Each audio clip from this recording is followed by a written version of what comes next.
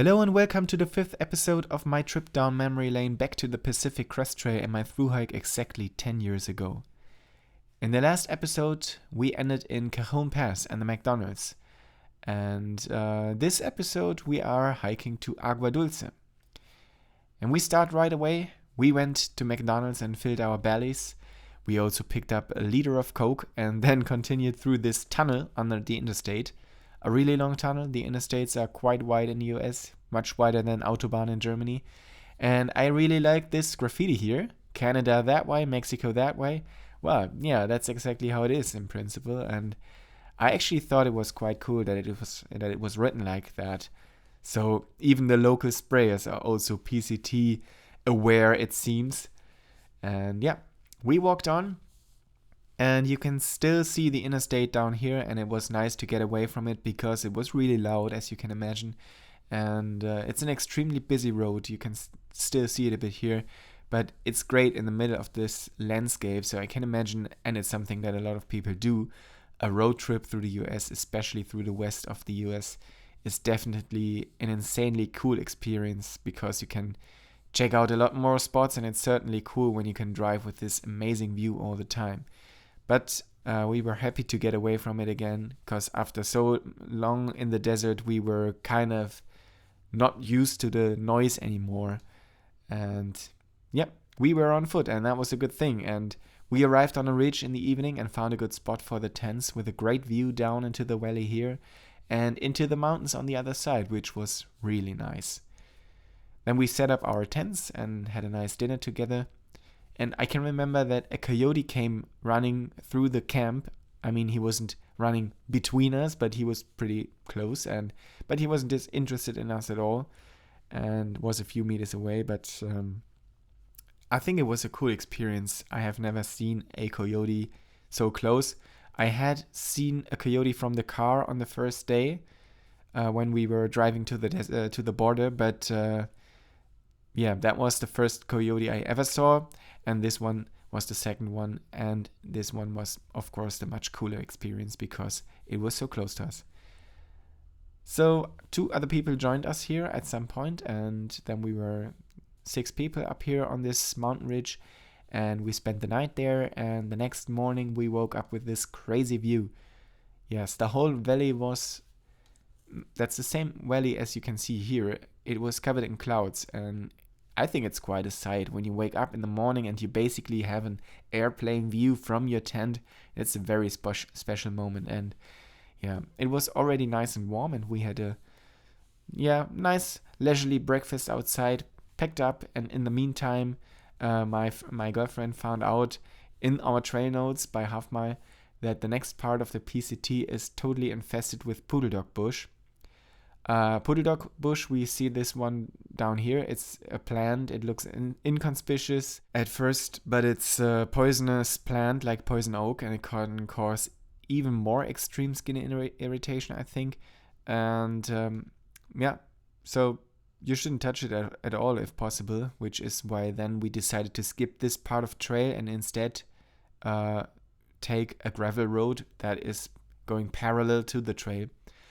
And yeah, we did that simply to avoid the risk, and I think that's more than fair. It went uphill relatively quickly, relatively steeply, and it was also very strenuous. It wasn't so hot at this time, which was quite good because you didn't have any additional big problems with thermoregulation. But you can see up here on the mountains there is snow everywhere, and it was like that. It had been snowing on and off at higher altitudes for a long time. So friends of ours were snowed in Idlewild, for example, where we were 2 episodes ago.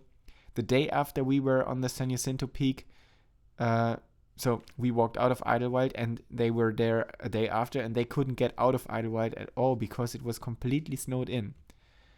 And yeah, this stage here between Wrightwood in particular and Cajon Pass also took us back to higher altitudes, and we saw, okay, there's snow coming again. Also, it's just a super bizarre thing that so now back to the Idlewild thing. So we were maybe 50 miles away or less. Maybe it was only 10 miles as the crow flies or something. And we were standing in 40 degrees hot desert Celsius, and they were snowed in. I think that's totally insane, totally crazy. And yes, for us, it just kept going uphill, uphill, uphill. So here, the PCT is constantly alternating between desert and mountains. And yeah, you can already see a bit of snow down here. And how could it be otherwise? Of course, we ended up in the snow again. Only residual snow here. You can see that it's all pretty much thawed. There's a little snowman here. We didn't build it. Some other people did. But yes, it was strange again. The day before, we were still at Cajon Pass in the damn hot desert, and now suddenly standing here in the snow with a snowman. It's just a crazy experience. I can repeat that over and over. It doesn't... I never got used to this extreme changes. The weather then closed in a bit, as you can see, but of course it made a really cool mystical atmosphere somehow, and we were heading for Wrightwood anyway, where we wanted to stay overnight, and we already realized, okay, we're going to whiz through here now, and then we are going to Wrightwood, and then we wanted to resupply and so on.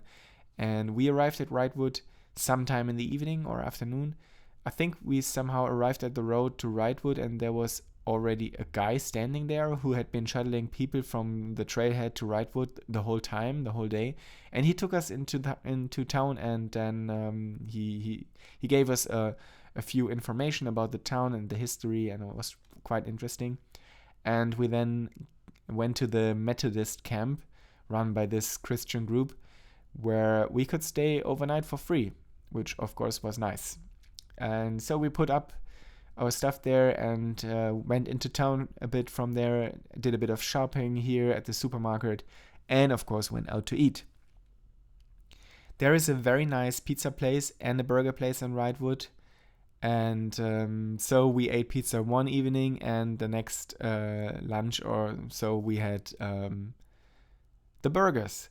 And yes, we always like to do that, of course. And when we were in the cities, we took the advantage of eating something nicer than just ramen and couscous. And yeah, here I am with my pizza. I had the sweet deal. A calzone was twice the size of dough as the normal pizza, but cost the same price. So of course I went for a calzone. That was obvious. I didn't even finish it, which is saying something, because you actually have a ravenous appetite on the trail, a hiker hunger as they call it, and you can actually eat without end. But I did manage to finish this gigantic pizza, and I took another piece with me for the next day. The next day we had breakfast at the bakery with these great pastries. While sweet pastries, that is something Americans really know how to do. I mean, they don't know how to make bread, but sweet pastries, well, they are the experts here. I have to give you that. We had a super tasty breakfast here, and then we went back to the trail, so we didn't have a 0 day, but we had what's called a Nero day, a day where you hike near 0 miles. And we just took the shuttle back to the trail and set up camp in a established campground pretty short after the trailhead of Wrightwood. And it's a probably laid out camp, so it's not managed or anything, but there are benches and fire pits and bear canisters and so on. And then we made a little fire here and treated ourselves to some warm food for a change. So I ate mac and cheese and warmed up the pizza and so on. And then we sat here, and as you can see, it's pretty cold. We were all wrapped up in our puffy jackets, sitting comfortably by the fire and enjoying the evening. And it was a pretty nice evening too. It's really nice to have a fire like that from time to time. And you're not allowed to have a campfire in most parts of California because of the risk of forest fires. I'm pretty sure it is an extended ban of campfires these days than it was 10 years ago, because, you know, the fire danger gets larger and larger.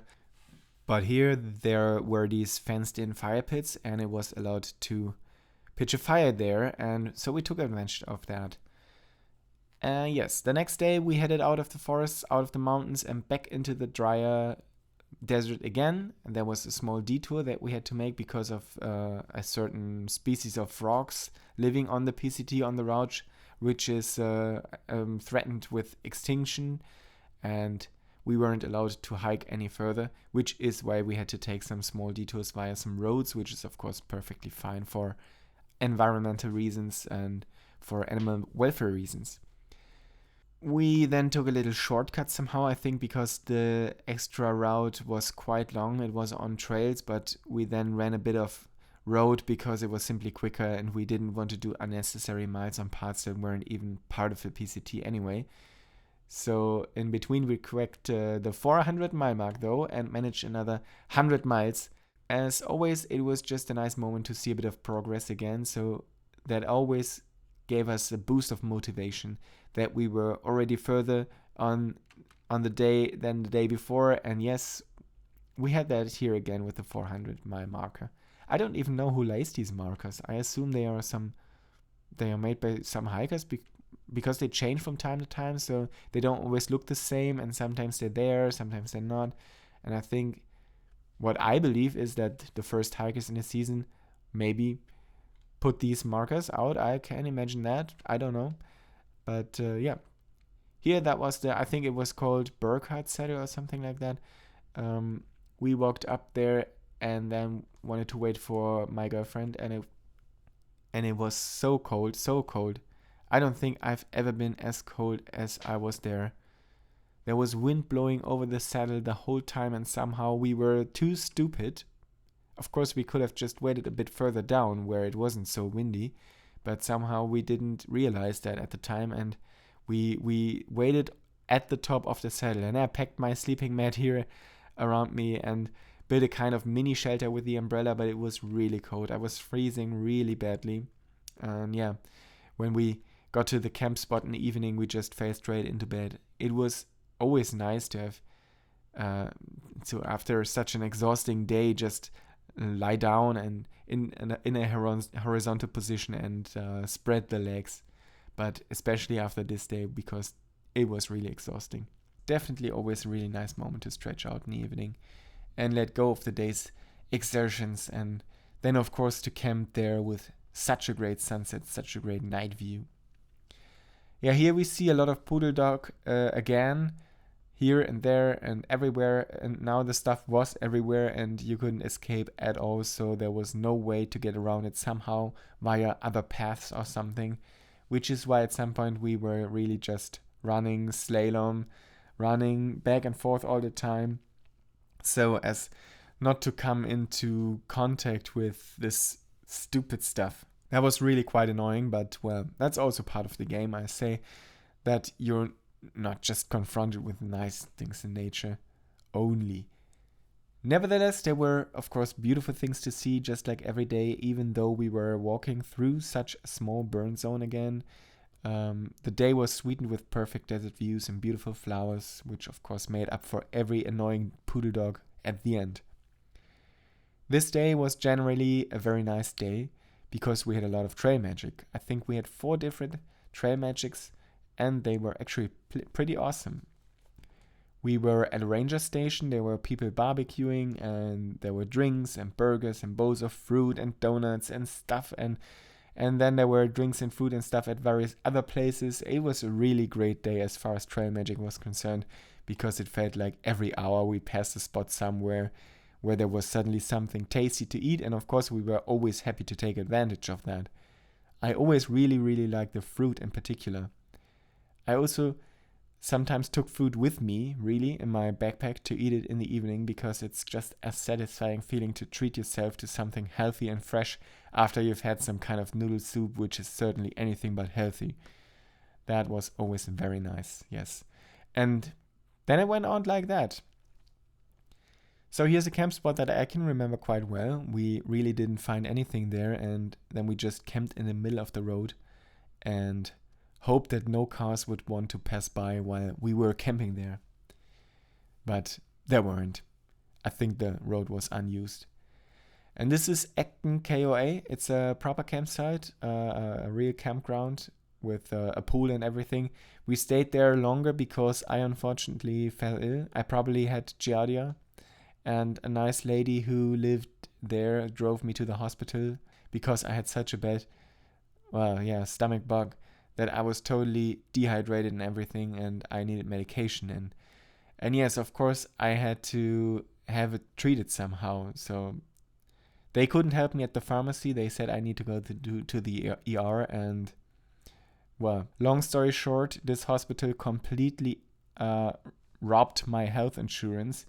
I don't remember how much it ended up costing, but it was over $100,000, which is why the insurance company called me and asked if I'd had surgery. And in reality, I wasn't even in a treatment room. They somehow pressed on my stomach 2 times and then gave me a prescription for a drug. And that was my experience with the American healthcare system. Completely absurd. Well, my parents then had to deal with a debt collection company, and they negotiated with the hospital, and then somehow they negotiated them down and so on. But yeah, it was totally stupid and totally outrageous what this hospital did. But well, nonetheless, this medication helped me, and I got well again, luckily, because that could have been the end of a hike. If you can't keep your liquids down and everything. Anyway, due to my weakness, I think we spent 2 or 3 nights at Acton KOA.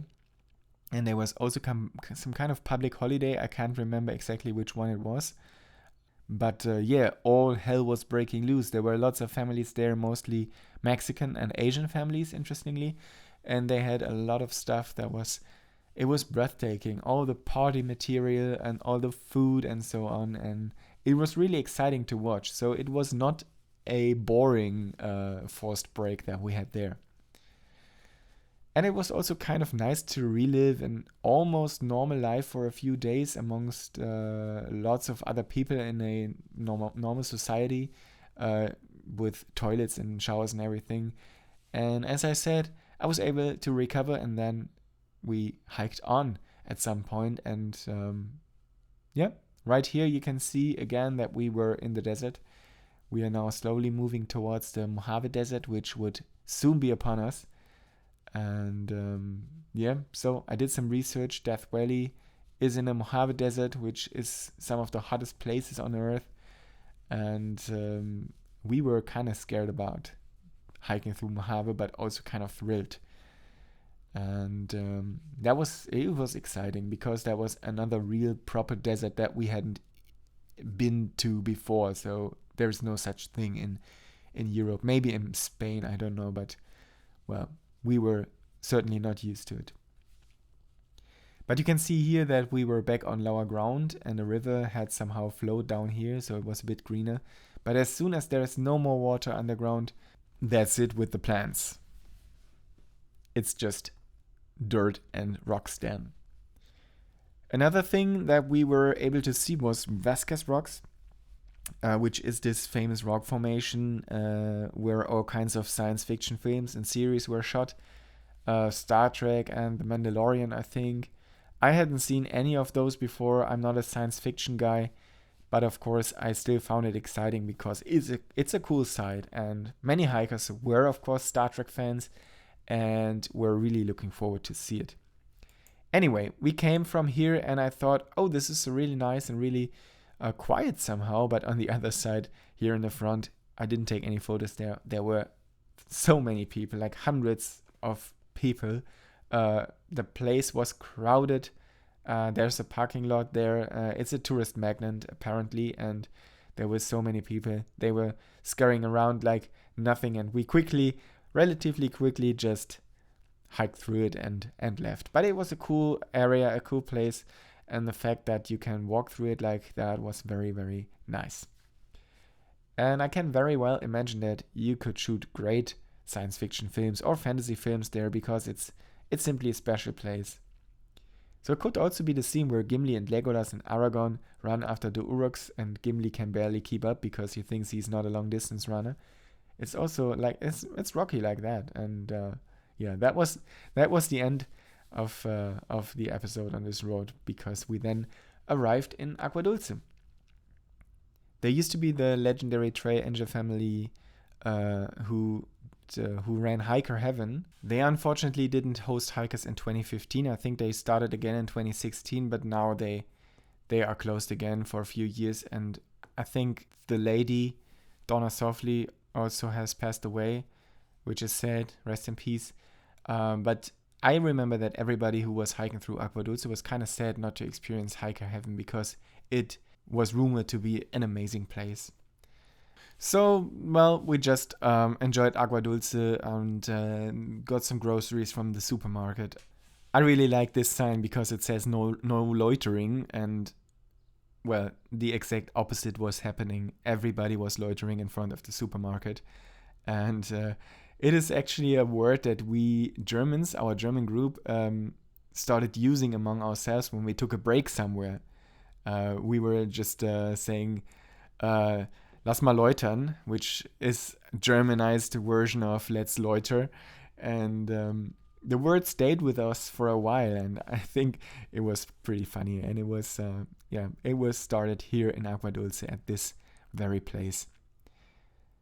Well, yeah, that is that again for this stage. As always, subscribe to the channel if you want to stay updated with my trip down memory lane, or of course with my future hikes. There's a lot of planning going on right now. Just subscribe, leave me a comment if you want to share your thoughts, and otherwise I see you in the next episode. Bye!